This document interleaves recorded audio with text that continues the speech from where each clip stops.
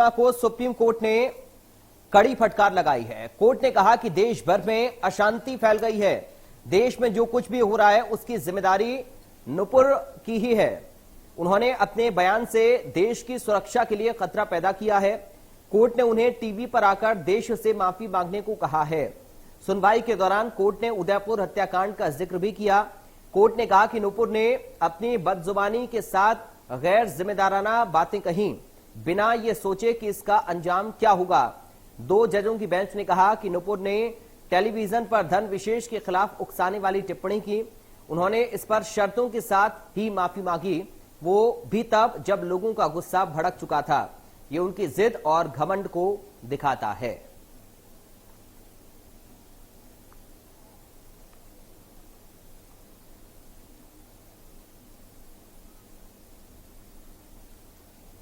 प्रधानमंत्री को समझना चाहिए कि सस्पेंशन पनिशमेंट नहीं है।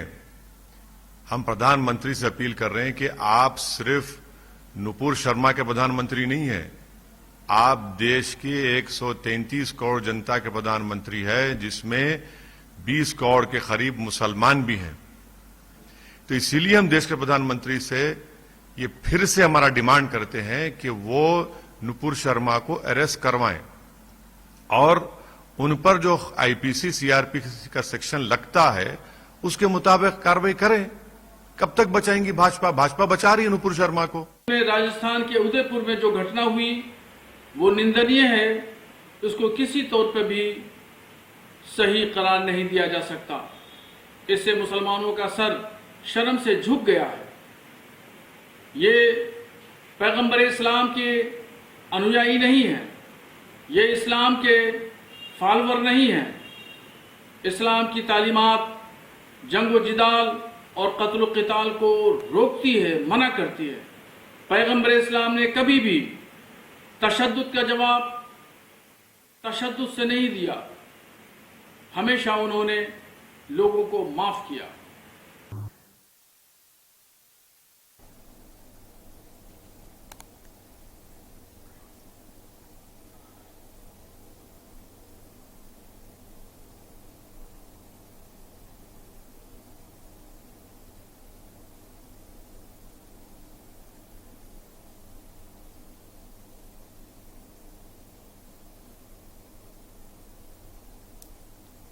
और दिल्ली से संवाददाता मनोहर इस वक्त हमारे साथ लाइव जुड़ गए हैं इस खबर पर।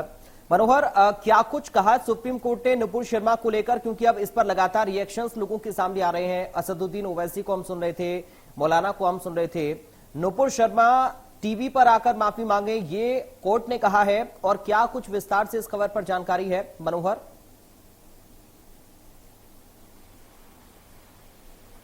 देखिए, जिस प्रकार से आज सुप्रीम कोर्ट ने तलक टिप्पणी की है नुपुर शर्मा को बहुत बड़ा झटका लगा है सुप्रीम कोर्ट से, क्योंकि नुपुर शर्मा जिस याचिका को लेकर के गई थी कि कई राज्यों में उसके खिलाफ जो एफआईआर दर्ज है और मामले दर्ज हैं, उन्हें जान का खतरा है, तो ऐसी स्थिति में सभी केस को दिल्ली ट्रांसफर किया जाए।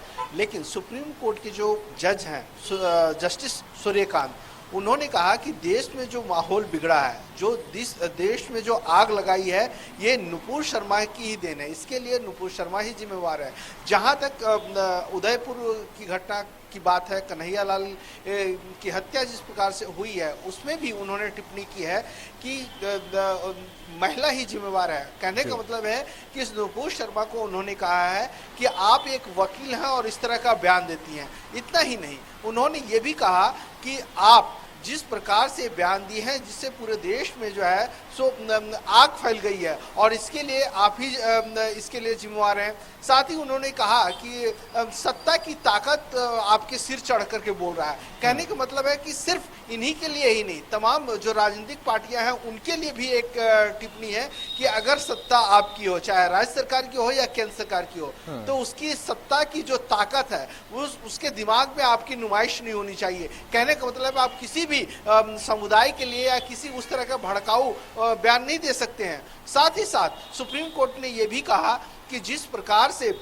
हमने वो वीडियो देखा और उस वीडियो में हमने पाया कि आपने भड़काऊ भाषण दिया है, तो ऐसी स्थिति में आप अपनी याचिका को वापस लें, यानी सुप्रीम कोर्ट में उनकी याचिका खारिज हो गई और सुप्रीम कोर्ट ने इस पर सुनने से इनकार कर दिया। कहने का मतलब ये है कि अब नुपुर शर्मा को उन तमाम राज्यों में जाकर के बयान दर्ज करानी होगी, उन्हें पेश होना पड़ेगा जब भी बुलाया जाएगा। लेकिन अब फिलहाल कुछ देर पहले की एक खबर अपडेट है इस मामले में कि एक सामाजिक कार्यकर्ता अजय गौतम है, जिन्होंने सुप्रीम कोर्ट के मुख्य न्यायाधीश NV रमन को भी उन्होंने पत्र लिखा है और नुपुर शर्मा के समर्थन में पत्र लिखा है। उन्होंने कहा है कि नुपुर शर्मा के खिलाफ जो जस्टिस सूर्यकांत ने टिप्पणी की है उसे वापस लिया जाए और उन्हें एक और ट्रायल का मौका दिया जाए, क्योंकि उनके जान को खतरा है, इसलिए सभी केस को दिल्ली ट्रांसफर किया जाए। तो ये अभी तक का डेवलपमेंट है। जी, हम ये समझे मनोहर कि कोर्ट ने ये साफ संदेश आगे के लिए भी दिया है, ये सिर्फ नुपुर शर्मा केस का मामला नहीं है बल्कि आगे के लिए भी कोर्ट की ओर से ये साफ तौर पर कह दिया गया है कि सत्ता के नशे में चूर होकर कोई भी पॉलिटिकल पार्टी से जुड़े नेता कम से कम इस तरीके का बयान ना दें जिससे कि पूरे देश में हिंसा का माहौल पैदा हो और आग लग जाए।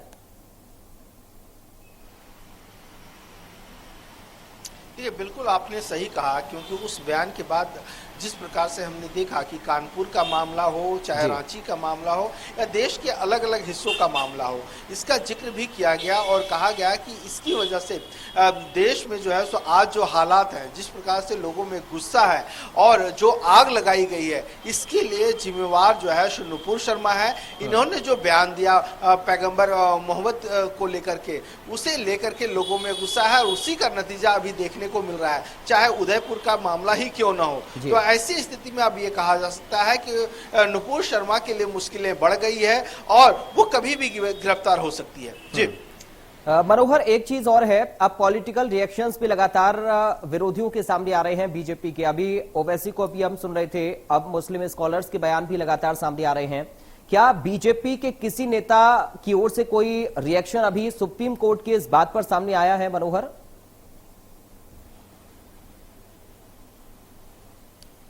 अभी तक तो इस तरह का कोई रिएक्शन नहीं आया है, लेकिन जिस प्रकार से लोग कह रहे हैं और क्योंकि बीजेपी की बात करें तो नुपुर शर्मा ना तो अभी बीजेपी में है और उन्हें पार्टी से निकाल दिया गया है। तो ऐसी स्थिति में किसी तरह की बयानबाजी से लोग बच रहे हैं, क्योंकि पहले भी जिस प्रकार से डैमेज कंट्रोल किया गया था नुपुर शर्मा को निकाल करके। तो लेकिन एक और बात है जो सुप्रीम कोर्ट ने नुपुर शर्मा को कहा है कि आप टेलीविजन स्क्रीन पे आ करके सार्वजनिक तौर पर माफी मांगे। तो देखना होगा कि नुपुर शर्मा आज देर शाम तक या कभी टेलीविजन स्क्रीन पर आकर माफी मांगती है या नहीं। जी बिल्कुल, और चूंकि इससे पहले कोर्ट ने यह भी कहा मनोहर इस पूरी सुनवाई के दौरान में कि नुपुर शर्मा ने अगर माफी मांगी भी है तो शर्तों के आधार पर माफी मांगी है, जिसमें उनका घमंड नजर आता है। बहुत शुक्रिया मनोहर आपका तमाम जानकारी और इस पूरी बातचीत के लिए। तो मध्य प्रदेश छत्तीसगढ़ की हर खबर सीधे आपके मोबाइल फोन पर अभी सब्सक्राइब करें हमारा चैनल और पाएं पल पल की खबर।